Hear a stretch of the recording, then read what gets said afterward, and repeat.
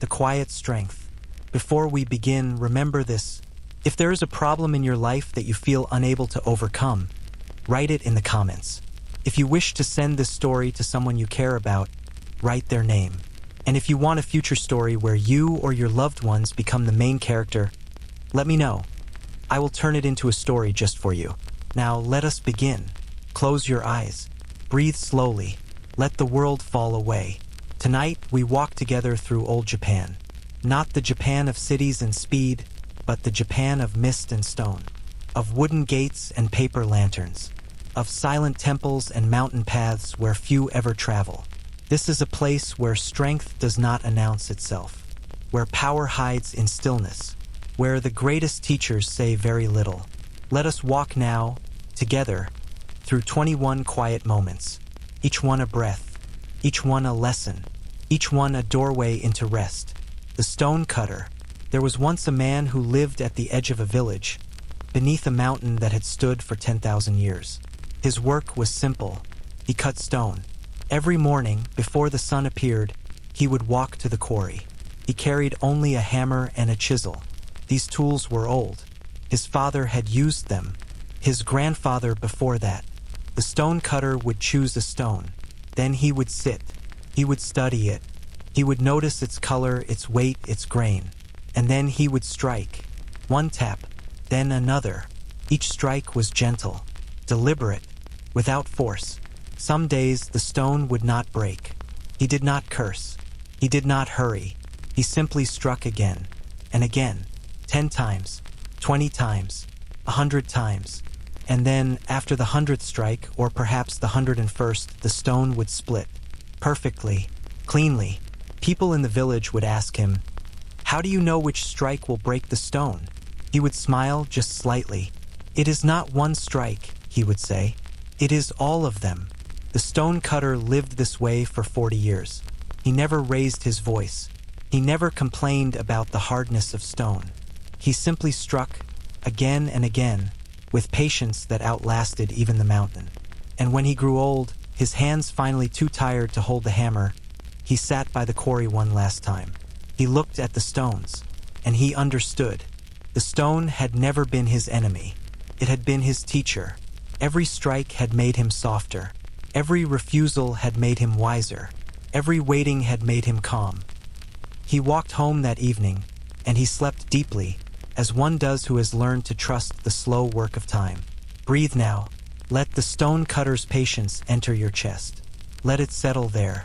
Let it remind you, nothing strong is built quickly. The tea master's hand. In a temple on the northern coast, there lived a tea master. She was not famous. No poems were written about her. But those who drank tea in her presence said they felt something they could not name. Peace, perhaps, or clarity, or the sense that time had slowed just for them. Her tea room was small, for tatami mats, a single scroll hanging on the wall, a vase with one branch, bare and beautiful, nothing more. Every movement she made was deliberate. She would lift the kettle with both hands. She would pour the water as though it were silk. She would place the cup before her guest with such care, you would think it held something sacred. One day, a young merchant came to her tea room. He was restless. His mind moved like wind through dry leaves. "I have no time," he said, even before sitting. "I have business in the next town. But I was told I should visit you." The tea master nodded. She said nothing. She began to prepare the tea. The merchant watched. At first, he tapped his foot. He glanced at the door. He thought of the road ahead. But slowly, as the tea master moved, his tapping stopped. He began to watch her hands. How steady they were. How calm. She was not hurrying, but she was not slow. She simply moved as though there was nowhere else to be. As though this single moment, this tea, this water, this breath, was the only moment in the world. When she finally placed the cup before him, the merchant realized something. He was no longer in a hurry. He drank the tea slowly. He tasted it. Really tasted it. Afterward, he bowed. "I came to your tea room to save time," he said. "But I think you have given me something better. You have shown me that time does not need to be saved. It needs to be entered." The tea master smiled. She said nothing, but in her silence he understood. Strength is not found in rushing. It is found in arriving fully wherever you are. Let your breath slow now. Let it become like the tea master's hands. Steady, present, nowhere else to go. The fisherman who waited.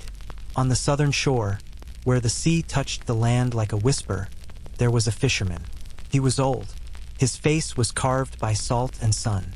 His boat was small, just large enough for one. Every morning he would push his boat into the water. He would row out, past the rocks, past the shallows, until he reached the place where the sea turned deep blue. And then he would stop. He would lower his line, and he would wait. Other fishermen would cast their nets wide. They would curse when fish did not come. They would row from place to place, searching, always searching. But this fisherman did not move. He simply waited. Sometimes the fish came quickly.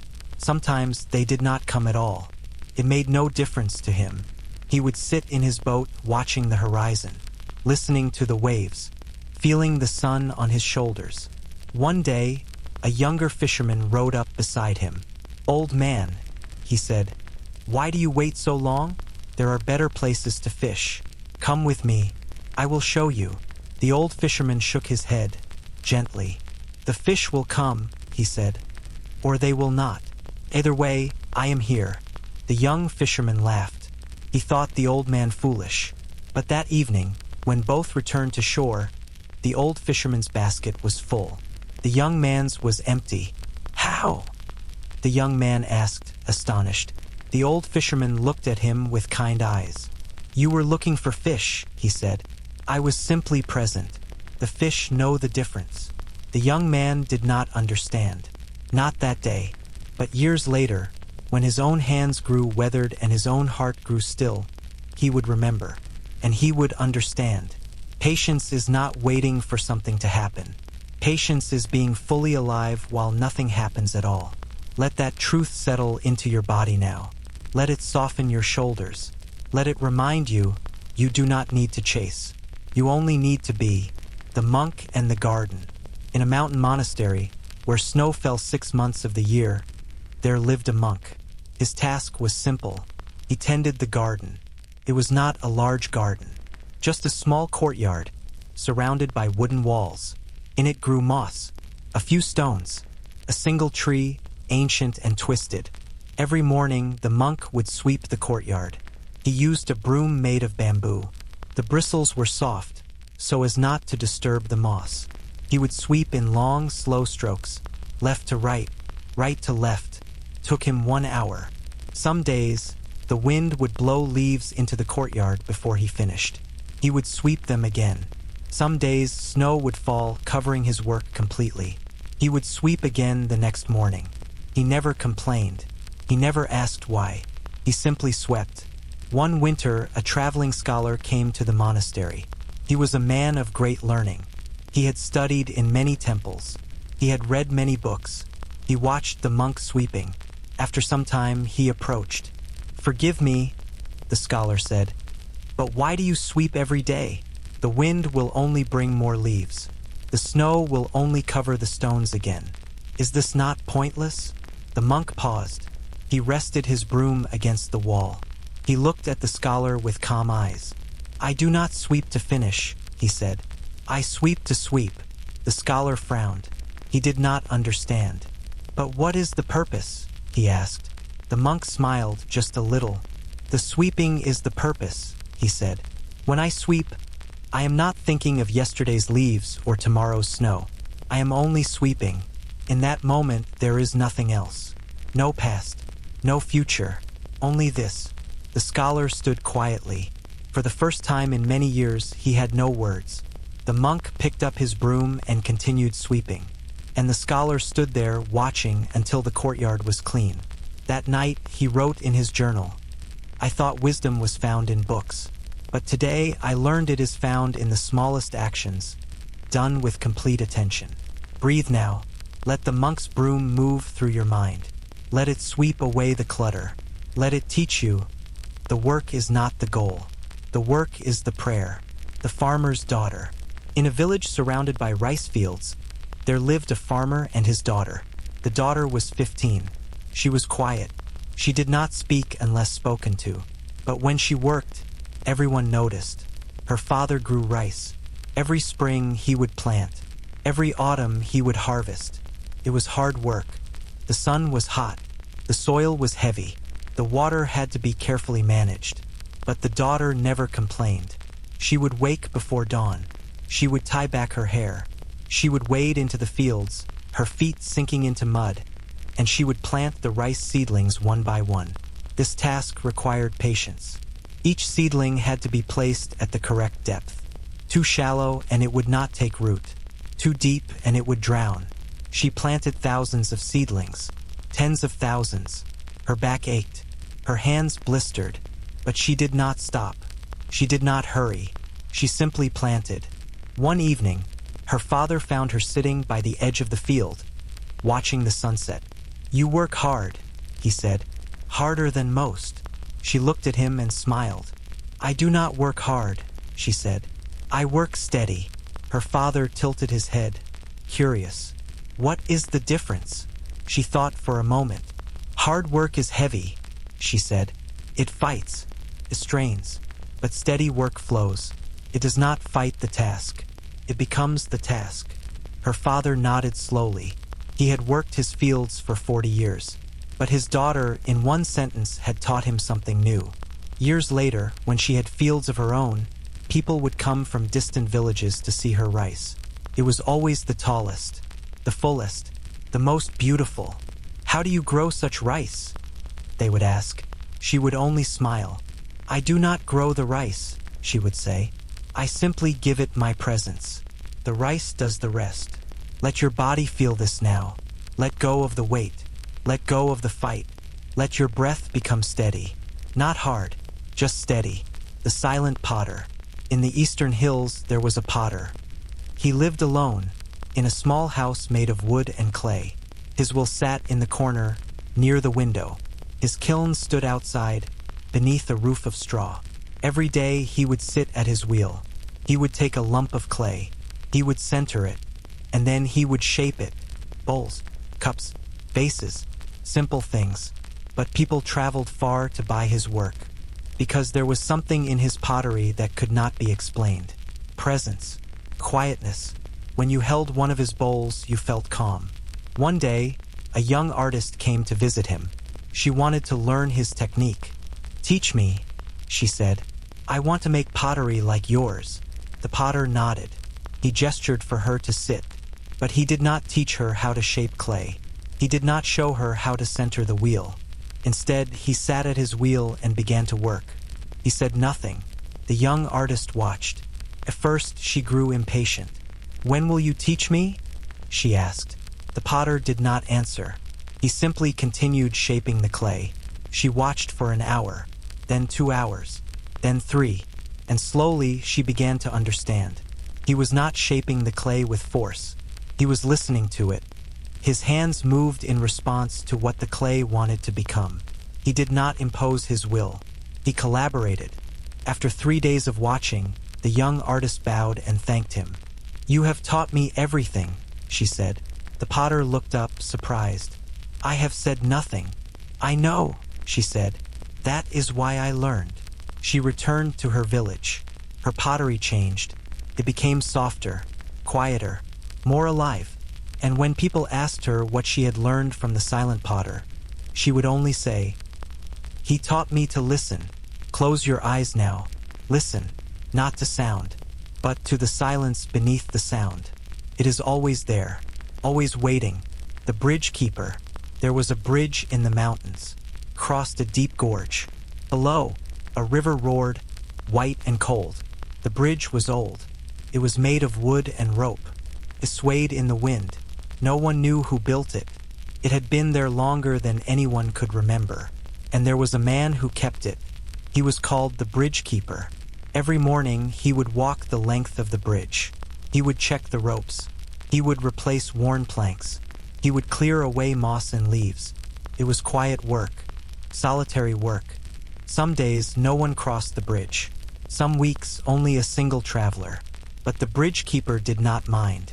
He kept the bridge not because people needed it every day, but because one day someone would.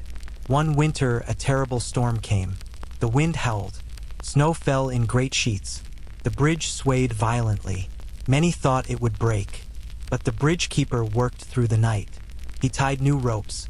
He braced the posts. He did not sleep. And when morning came, the bridge stood. That day, a traveler arrived. She was exhausted. She had been walking for days. She carried a child on her back. When she saw the bridge, she wept with relief. She crossed slowly, carefully. On the other side, she found the bridge keeper. "Thank you," she said. "You saved us." The bridge keeper shook his head. "I did not save you," he said. "I only kept the bridge. But without the bridge, we would have died." He smiled gently. "Yes," he said. "That is why I keep it." The traveler bowed deeply. She never forgot him. Years later, when her child grew and asked her about strength, she told the story of the bridge keeper. "Strength," she said, "is not about being seen. It is about being there, even when no one is watching. Feel this now. You do not need to be noticed. You only need to remain steady, present, like the bridge keeper, like the bridge itself." The elderly calligrapher. In a town by the sea, there lived an elderly woman. She was a calligrapher. Her hands were frail. They shook slightly when she held her brush. But when she wrote, something changed. The trembling stopped. Her brush moved across the paper with perfect stillness. She wrote only one character each day, just one. She would rise early. She would prepare her ink. She would sit at her low table and breathe. Then she would write. Sometimes the character was peace. Sometimes water. Sometimes home. Each stroke took minutes. She did not rush. She did not worry if the character was beautiful. She only worried that it was true. One day, a young student came to her. "Please," he said, "teach me to write like you." The old woman smiled. "Sit," she said. She gave him a brush. She gave him ink. "Write," she said. The young student wrote quickly. His characters were sharp, confident. The old woman watched. When he finished, she said nothing. Instead, she dipped her brush in ink. She wrote a single character. Slowly, carefully, the young student watched. And as he watched, he realized something. Her character was not more beautiful than his, but it was more alive. It breathed. "How?" he asked. The old woman set down her brush. "When you write," she said, "you think of the character. You think of how it should look. But when I write, I do not think. I become the brush. The brush becomes the ink. The ink becomes the paper. We are not separate." The young student did not understand, but he stayed. He practiced for many years, and one day his own brush began to breathe. Let your breath now become like the calligrapher's brush. Slow, unhurried, each inhale a stroke, each exhale a pause, perfect in its simplicity. The woodcutter's son. Deep in the forest there was a woodcutter. He had a son. The son was 12 years old. Every morning, the boy would follow his father into the forest. He would watch him choose a tree. He would watch him cut it down. But the boy never asked to use the axe. He only watched. One day, the father asked, "Do you not want to cut wood?" The boy shook his head. "Not yet," he said. "Why not?" The boy thought for a moment. "Because I am still learning to see." The father did not understand, but he did not press. So the boy continued to watch. He watched how his father studied each tree before cutting. He watched how he tested the weight of the axe in his hands. He watched how he chose his angle, his stance, his first strike. The boy watched for 5 years, and then one morning he picked up the axe. His father stepped back. The boy approached a tree. He studied it. He felt the weight of the axe. He chose his angle, and then he struck. The tree fell in one stroke. The father stared, astonished. "How?" he asked. The boy smiled. "I have been cutting this tree in my mind for 5 years," he said. "Today, I only had to use my hands." His father nodded slowly. "You have learned something I never taught," he said. "I learned by watching," the boy said. You taught me everything. Let this sink into your bones now. You do not need to act before you are ready. Watching is also learning. Waiting is also strength. The woman who mended clothes. In a village square, there was a woman who mended clothes. She sat on a small stool outside her house. She kept a basket of thread beside her. People would bring her torn garments, and she would repair them. She did not speak much. She only worked. Her stitches were small, invisible. When she finished mending something, you could not tell it had ever been torn. One day, a wealthy merchant came to her. He carried a beautiful robe. It had been torn along the sleeve. "Can you fix this?" he asked. She nodded. She examined the tear. Then she began to sew. The merchant watched. He grew impatient. "How long will this take?" he asked. She did not answer. She simply continued sewing. After an hour, she handed him the robe. The merchant looked at it closely. He could not find the tear. "How much do I owe you?" he asked. "Nothing," she said. "Nothing? But you worked for an hour." She smiled. "I did not work for money," she said. "I worked to mend." The merchant frowned. "Then why do you do this?" She looked at him with calm eyes. "Because things that are torn," she said, "can be made whole again. That is reason enough." The merchant left, but he thought about her words for many days. And when his own heart felt torn, he remembered the woman who mended clothes. And he understood. Let this truth touch you now. You are not broken. You are only torn. And what is torn can be mended with patience, with care, with small, invisible stitches. The boy who carried water. In a monastery high in the mountains, there was a boy. He was 10 years old. His job was to carry water. Every morning, he would walk down the mountain to the stream. He would fill 2 wooden buckets. Then he would carry them back up the mountain. It was a long walk. The path was steep. The buckets were heavy. But the boy did not complain. He walked slowly, steadily. He did not spill a drop. One day, an older monk asked him, "Do you not grow tired?" The boy nodded. "Yes." "Then why do you not rest?" The boy thought for a moment. "I rest while I walk," he said. The monk was puzzled. "How can you rest while walking?" The boy smiled. "I do not think about the top of the mountain," he said. "I only think about this step. And this step is easy." The monk watched the boy walk away, and he realized something. The boy was not carrying water. He was practicing peace. Let your mind become like the boy's now. Do not think of tomorrow. Do not think of the end. Think only of this breath, this moment, this single step. The lantern maker. In a town near the capital, there was a man who made lanterns. He worked in a small shop. The walls were lined with paper and bamboo. The smell of glue and ink filled the air. His lanterns were simple. White paper, black frames, candle inside. But when they were lit, they glowed with a warmth that made people stop and stare. One evening, a lord came to his shop. "I need a lantern," the lord said, "but not a simple one. I need one that shows my power, my wealth." The lantern maker nodded. "I will make you a lantern," he said. The lord waited.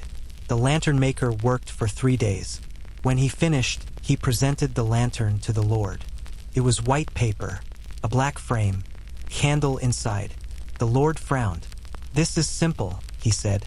"I asked for something that shows power." The lantern maker lit the candle. The room filled with soft light. "Power," the lantern maker said, "does not shout. It glows." The lord looked at the lantern, and slowly he understood. True strength does not announce itself. It simply is. The lord took the lantern home, and every night he would light it, and every night it reminded him. The quietest light is the one that lasts. Let this light fill you now. Let it glow softly in your chest. Let it remind you, you do not need to prove yourself. You only need to be the musician who played for the wind. On a cliff overlooking the sea, there lived a musician. He played the shakuhachi, a bamboo flute. Every evening, as the sun set, he would sit on the edge of the cliff and play. No one came to listen. There was no audience, only the wind, the waves, the sky, but he played anyway. His music was slow, melancholy, beautiful. One evening, a traveler passed by. She heard the music and stopped. She climbed the cliff and found the musician. "Why do you play here?" she asked. "There is no one to hear you." The musician smiled. "The wind hears me," he said, "but the wind does not care." "Perhaps," he said, "but I do not play for the wind's approval. I play because the music is inside me. If I do not let it out, it will die." The traveler sat down beside him. She listened, and as she listened, she felt something shift inside her. The music was not asking for anything. It was simply being, and in that being it was complete. When the musician finished, the traveler bowed. "Thank you," she said. "For what?" "For reminding me," she said, "that I do not need permission to exist." The musician nodded, and he played again, for the wind, for himself, for the simple act of being alive. "Feel this now. You do not need applause. You do not need approval. You only need to let the music inside you breathe." The gardener who planted trees. In a valley far from any town, there was a gardener. He was old, very old. His work was simple. He planted trees. Every day he would dig a hole. He would place a seed. He would cover it with soil. He would water it. Then he would move on. Some people thought he was foolish. "You will never see these trees grow," they said.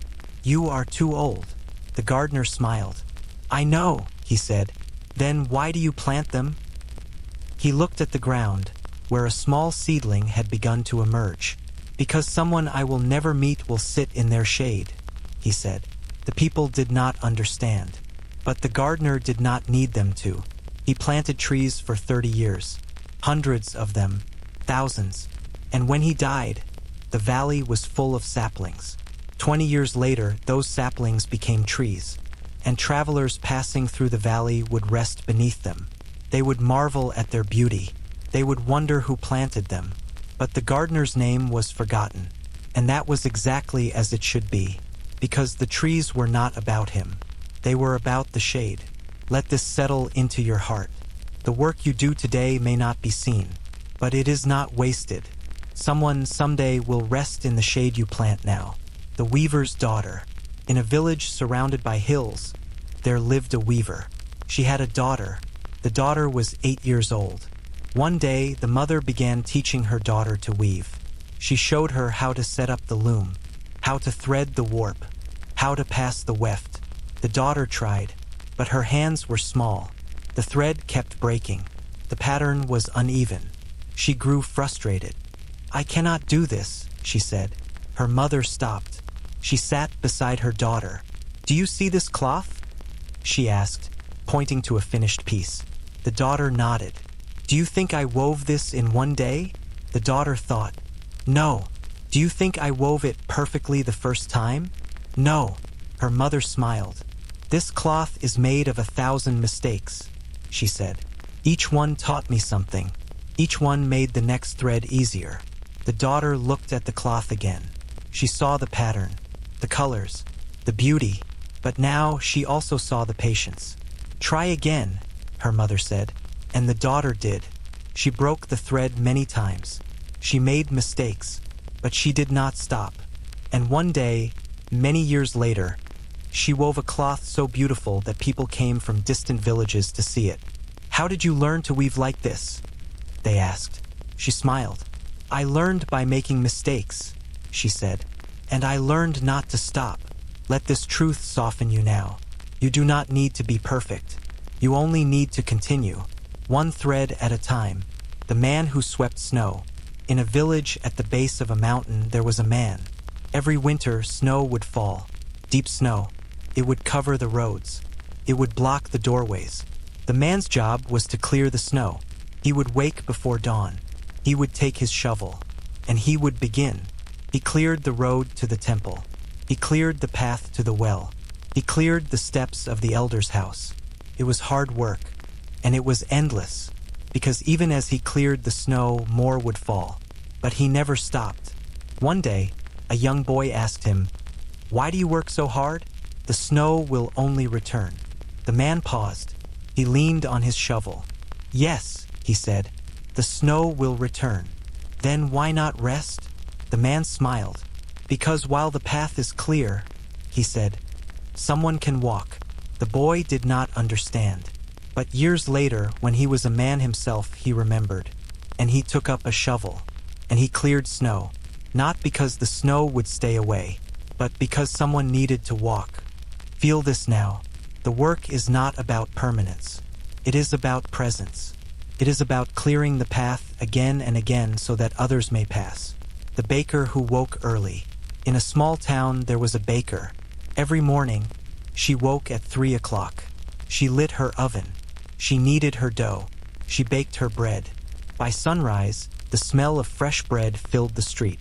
People would come to her shop.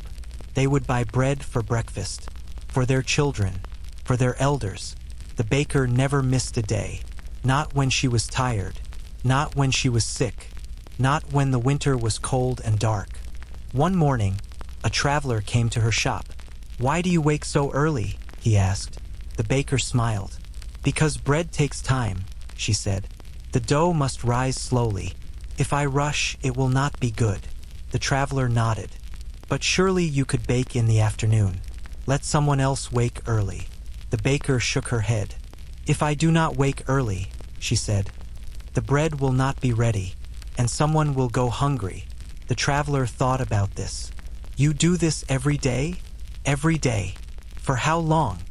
40 years. The traveler was silent. He realized something. This woman was not simply baking bread. She was feeding her village. Every single day. Without complaint. Without recognition. She was, in her quiet way, holding the world together. He bought a loaf of bread. And when he ate it, he tasted something more than flour and yeast. He tasted devotion. Let this fill you now. You do not need grand gestures. You only need small actions, repeated with love, every single day. The boy and the broken bowl. In a monastery, there was a boy. He was learning to be a monk. One day, he was carrying a bowl. It was very old, very precious. He tripped. The bowl fell. It shattered into 100 pieces. The boy began to cry. An elder monk found him. "Why do you cry?" the monk asked. "I broke the bowl," the boy said. "It was so beautiful, and now it is ruined." The elder monk knelt down. He picked up the pieces. "Come with me," he said. He took the boy to his workshop. He laid out the pieces on a table. Then he took a pot of gold lacquer. "Watch," he said. He began to repair the bowl. But he did not hide the cracks. Instead, he filled them with gold. When he finished, the bowl was whole again. But now the cracks were visible. They gleamed. The boy stared. "It is more beautiful now," he said, astonished. The elder monk nodded. "Yes," he said, "because it has been broken, and because it has been repaired. The cracks are not something to hide. They are something to honor." The boy touched the bowl gently. "I understand," he said, and he did. Years later, when his own heart was broken, he remembered the bowl, and he did not try to hide his pain. He let it be seen. He let it be mended. And like the bowl, he became more beautiful for it. Let this truth reach you now. You are not damaged. You are gold-veined. You are made more whole by what has broken you. The old man and the persimmon tree. Outside a village, there was an old man. He lived alone in a small house with a garden. In the garden grew a persimmon tree. Every autumn, the tree would bear fruit. Bright orange. Sweet. But the old man never picked the fruit. He would sit beneath the tree and watch. He would watch the fruit ripen. He would watch the birds come and eat. One day, a neighbor asked him, "Why do you not pick the persimmons? They are yours." The old man smiled. "They are not mine," he said. "But you grew the tree." "Yes," the old man said. "But the tree does not belong to me. I only cared for it. The fruit belongs to whoever needs it." The neighbor did not understand. But the old man did not explain further. He simply sat beneath the tree and watched the birds. Years later, when the old man died, the villagers found something in his house. A note. It said, "When you plant a tree, you do not plant it for yourself. You plant it for the world." The villagers looked at the persimmon tree, and they understood. They did not cut it down. They did not take the fruit. They let it grow. They let the birds come. They let the tree be what it was meant to be. A gift. Let this enter you now. You do not need to possess. You do not need to control. You only need to care and let go. The woman who listened to rain. In a house at the edge of a forest, there lived a woman. She was alone. Her husband had died many years before. Her children had moved to distant towns. But she was not lonely. Every evening, she would sit on her porch and listen to the rain. She did not read. She did not work. She simply listened. The rain on the roof. The rain on the trees. The rain on the stones. One evening, a traveler sought shelter at her house. She invited him in. She made him tea. They sat together on the porch. The traveler was restless. He kept checking his belongings. He kept thinking of the road ahead. "You seem troubled," the woman said. The traveler nodded. "I have far to go, and the rain delays me." The woman smiled. "Then sit," she said, "and listen." The traveler frowned. "Listen to what?" "The rain." He listened. First, he heard only noise, but slowly, as the minutes passed, he began to hear something else. A rhythm, pattern, a kind of music. "The rain is not delaying you," the woman said softly. "It is teaching you to wait." The traveler sat for a long time, and when the rain stopped, he did not hurry. He thanked the woman. He bowed. "I came to your house to escape the rain," he said. "But I think the rain brought me here to learn something." "Perhaps," the woman said, and she returned to her porch. "To listen. Let the rain fall in your mind now. Let it wash away the urgency. Let it teach you to wait, without wanting, without wishing for it to end." The silent teacher. In a small school in the mountains, there was a teacher. He taught calligraphy, but he rarely spoke. On the first day of class, his students would arrive eager to learn. They would sit at their desks. They would wait for instruction. But the teacher would only sit at the front of the room. He would prepare his ink. He would lift his brush, and he would write. The students would watch. Some grew impatient. "When will you teach us?" they would ask. The teacher would not answer. He would only write. After a week, some students left. "This teacher does not teach," they said. But some stayed. They watched. They began to notice things. How he held his brush. How he breathed before each stroke. How he paused just slightly at the end of each character. And they began to imitate him. Not because he told them to, but because they saw. After a month, their writing changed. It became slower, more deliberate, more alive. And they realized the teacher had been teaching all along. Not with words, but with presence. One day, a student asked, "Why do you not speak?" The teacher looked at him, and finally he spoke. "Because," he said, "words are often unnecessary. If you watch with your whole being, you will understand more than words can teach." The student bowed, and he never asked again. Let this silence fill you now. Let it teach you. You do not need answers. You only need to be present. The wisdom will come. The last lantern. In a village that no longer exists, there was a festival. Once a year, on the longest night of winter, the villagers would light lanterns. Hundreds of them. They would carry them through the streets. They would place them on the river. They would watch them float away, glowing like stars. It was a tradition older than memory. But one year, the village was struck by hardship. Crops failed. People left. The village grew smaller. And on the night of the festival, only one old woman remained. She was the last. She stood in the empty street, holding a single lantern. She looked around. No one was there to see. No one was there to celebrate. But she lit the lantern anyway. She carried it to the river. She placed it in the water, and she watched it float away. The lantern drifted downstream, glowing softly in the darkness. And the old woman stood there, alone, and smiled, because she understood. The tradition was not about the number of lanterns. It was not about the number of people. It was about the light. Even one light, in the deepest darkness, was enough. She returned to her house, and she slept, and in her sleep, she dreamed of a village full of light. Feel this now. You do not need to be many. You only need to be one light. That is enough. Now the night grows deep. The stories have been told, not with noise, not with force, but with the quiet strength of those who endure. The stone cutter taught you that patience breaks what force cannot. The tea master taught you that time is not something to escape, but something to enter. The fisherman taught you that waiting is not emptiness, but fullness.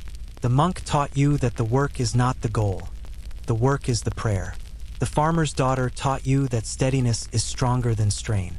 The silent potter taught you to listen, not to impose.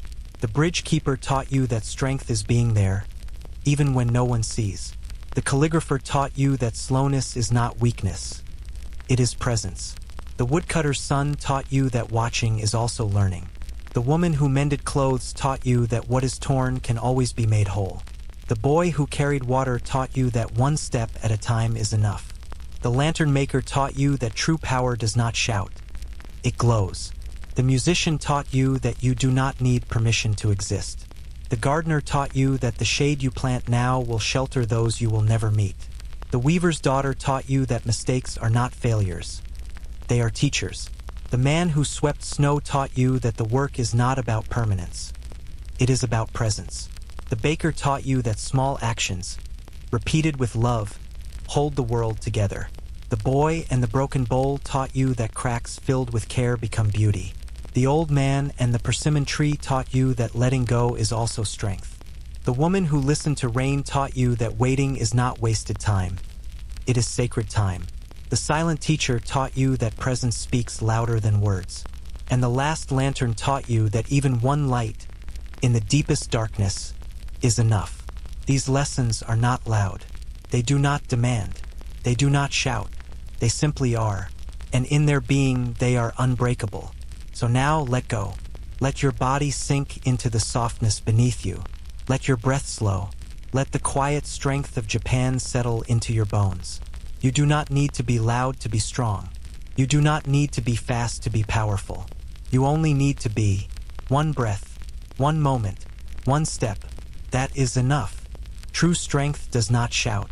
The quiet mind is unbreakable. Problems soften when patience deepens. And you, right now, in this very moment, are already enough. Rest now. The stories will hold you. The silence will keep you. And in the morning you will wake, not louder, not faster, but steadier, quieter, stronger. Sleep now. Let the quiet strength carry you into dreams.